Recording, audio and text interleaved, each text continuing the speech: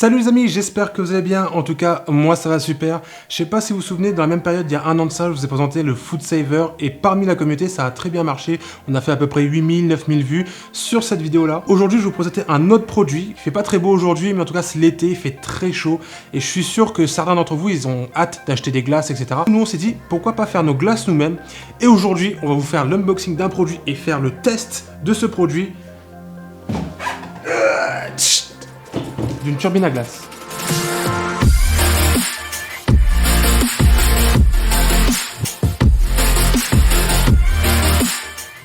C'est parti, la turbine à glace de la marque je sais pas trop comment on le prononce,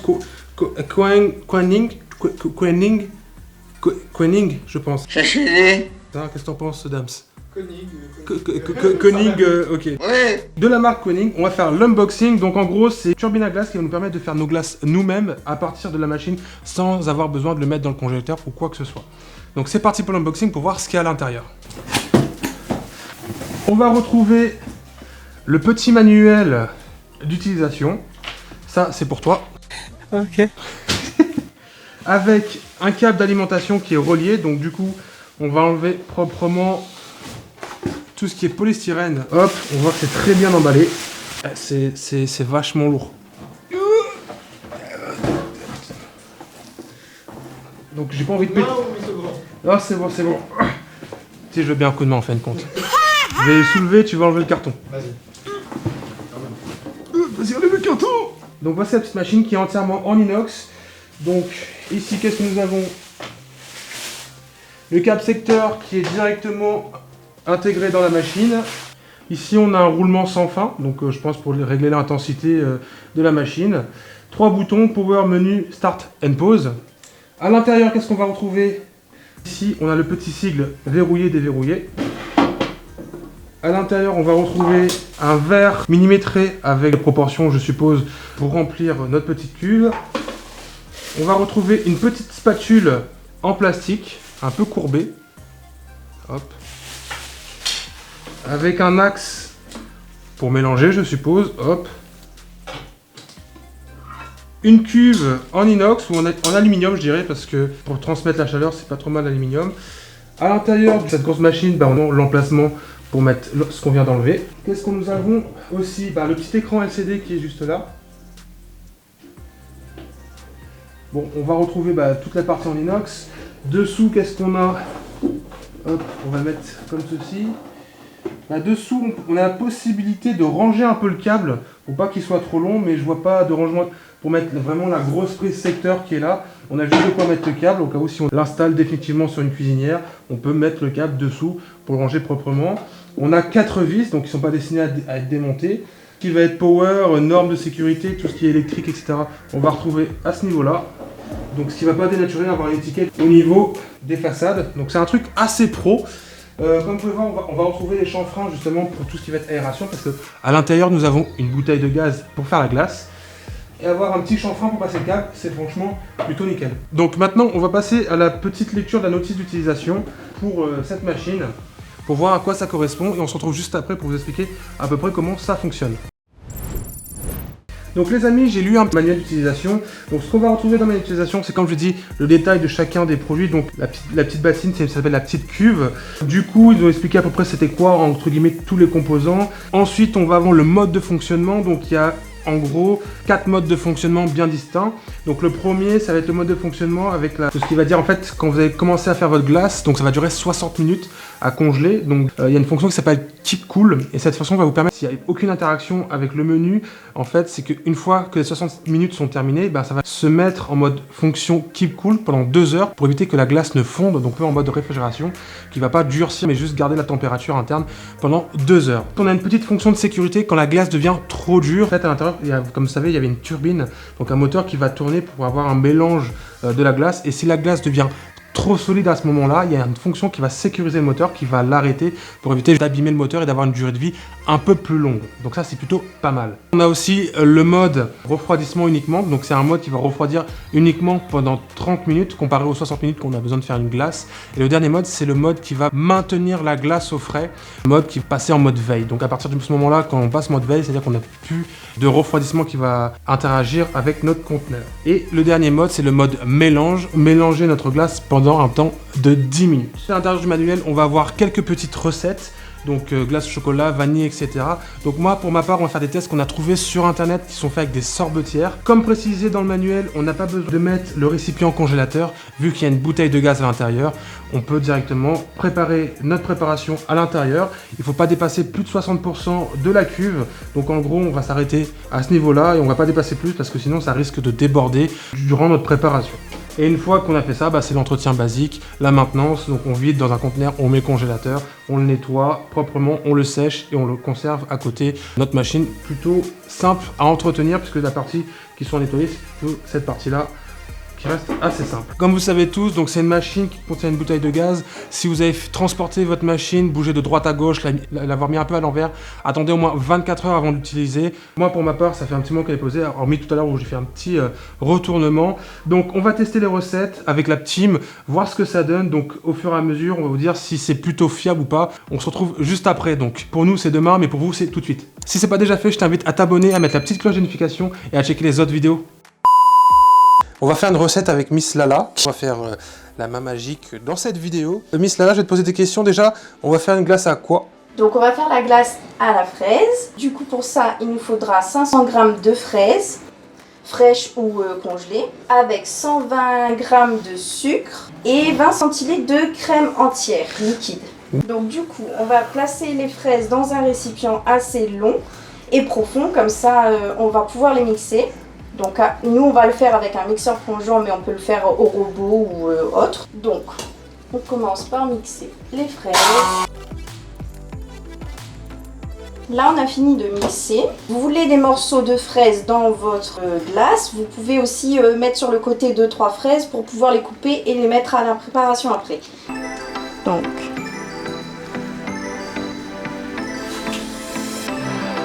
Donc cette étape-là va nous servir à quoi en fait exactement? À enlever les grains des fraises. Ah mais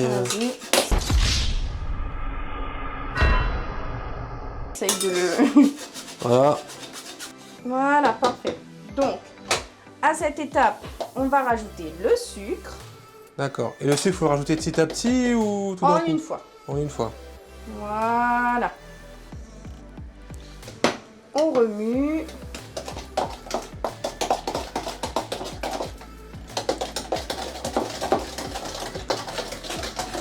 Il reste encore un peu de sucre dans le fond du bol là-bas. Non mais on va éviter d'en mettre trop. D'accord, on évite de mettre trop de sucre. Voilà. Ok. Ce sera toujours ça en moins. Ce sera toujours ça en moins. Ok, pas de souci. Donc, on a fini avec cette préparation. On va passer du coup au montage de la crème liquide entière. Donc là, comme pour la faire en chantilly. Vu qu'on a une sorbetière, on n'a pas besoin de mettre la préparation au frigo. Donc voilà. Ça, c'est plutôt pas mal. Exactement. Donc, pour ça... Alors logiquement, on aurait besoin d'un cul de poule, mais vu la cuisine qu'on a, on n'a pas de cul de poule. Hein. On fait avec ce qu'on a. On fait avec ce qu'on a. Donc, on met bien la crème liquide. Donc combien de centilitres il faut? 20 centilitres. 20 centilitres pour les... Alors... Pour 500 g de fraises et 120 g de sucre. Ok, super. C'est à peu près pour 6 personnes. Nous, on va le faire avec le robot. Oh mon Dieu. Oh mon Dieu, Seigneur, Marie. Bon, on fait avec ce qu'on a. Non, ce sera pas possible, on va perdre de la matière. Donc, on transvase. Donc si vous n'avez pas de bol les amis, on prend une essoreuse à salade, hein, c'est un récipient assez grand. Et on met la crème. Et on va voir si on en fout pas partout. On va voir si ça monte déjà. Ouais. Ouais. Moi je vais reculer un peu. Non, ça fait de la... Donc hein, pour les amis, pour ceux qui n'ont pas bien vu, je vous montre à peu près où est-ce que ça en a foutu.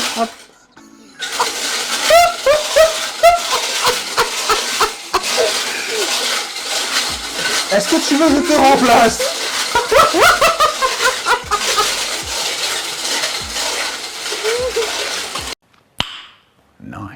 On on gagne là. Non mais je vais te remplacer, je vais essayer de... En fait, il faut... J'attends, je vais essayer, je vais essayer.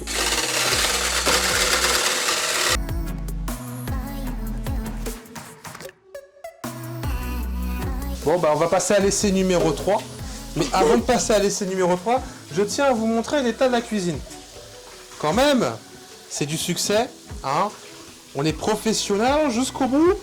Soit on en fout, soit on n'en fout pas. Et là on en a bien foutu partout quoi. C'est pour bien tester la cuisine. Voilà, c'est pour bien tester l'efficacité de nettoyage après. Voilà, donc on a bien peint les murs quoi. Donc voilà. Allez, on va essayer avec ça. Hein. Allez, on va y arriver. Je sais pas si on a 25 centilitres du coup là. Hein. 20 centilitres il faut. 20 centilitres. Bah, c'est mesuré là sur le côté, ça fait 200 là. Bon, il manque un petit peu. Est-ce que je prends l'autre et on rajoute? Ouais, prends l'autre et on va rajouter. On va s'assurer. Parce que le reste des centilitres il est sur le plat. Oui. Donc on a rajouté ce qui est parti hors du truc. Ah bah là c'est beaucoup mieux hein. Ah, ça monte? Ah bah je sais pas si ça monte mais en tout cas ça va. Ça en fout pas partout. Ah j'ai fait du beurre. Non, t'as trop mixé.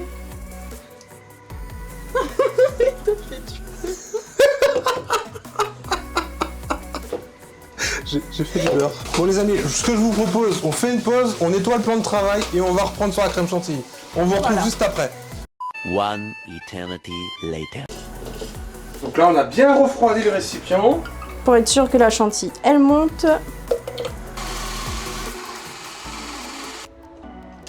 Et nous voilà terminés.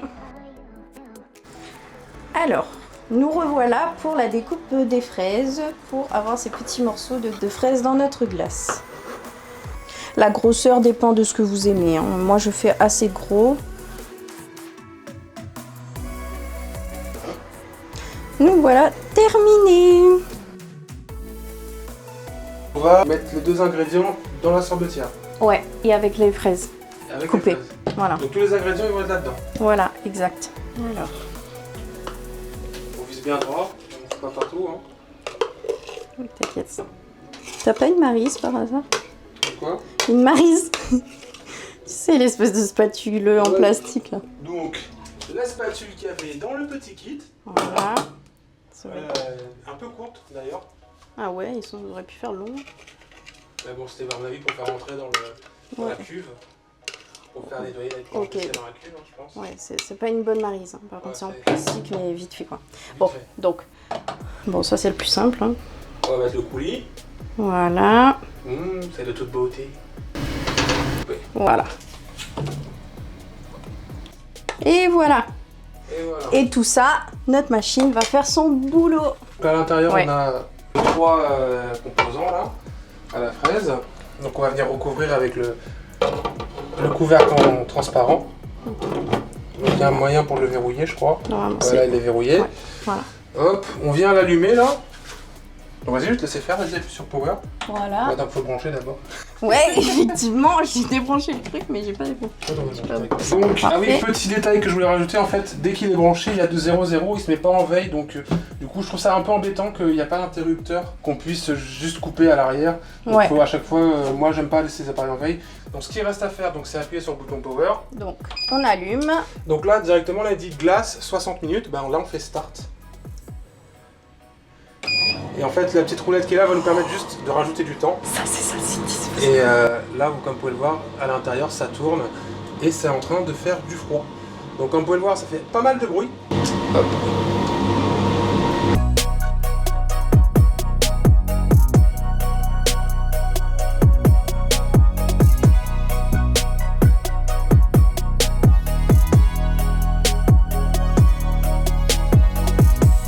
Bon les amis, on se retrouve sur la fin glace. Donc les points positifs que j'ai trouvé, donc déjà j'étais pas en cuisine et la sorbetière elle a tourné et au bout de 60 minutes elle a fait bip bip pour dire que c'était prêt, on pouvait entamer la glace. Donc elle est passée en mode veille parce que je suis pas venu voir tout de suite. On va voir ce que ça donne. Donc on va ouvrir. Donc là on a laissé 60 minutes. Avec la petite roulette qui est là, on a la possibilité d'augmenter le temps si ça prend un peu plus de temps à prendre la glace. Donc là on a la cuve qui est très froide avec la glace à l'intérieur. Donc vous voyez bien, c'est une très bonne texture. C'est bien ferme, ça coule pas. Et c'est super bon en fait. Et que les morceaux à l'intérieur, ils sont encore glacés. Les morceaux de fruits qu'on a laissés. C'est nickel. Après, là, au niveau de l'anse, bah, c'est pas sale, c'est très propre. Au niveau de l'intérieur, c'est très propre aussi. Le seul truc qui a été sali un petit peu, c'est le couvercle. Donc peut-être qu'on en a mis un petit peu trop. Je pense pas, mais ça doit se nettoyer facilement. En tout cas, moi, je valide le produit et la recette. Parce qu'elle est super bonne. Je vais transvaser ça.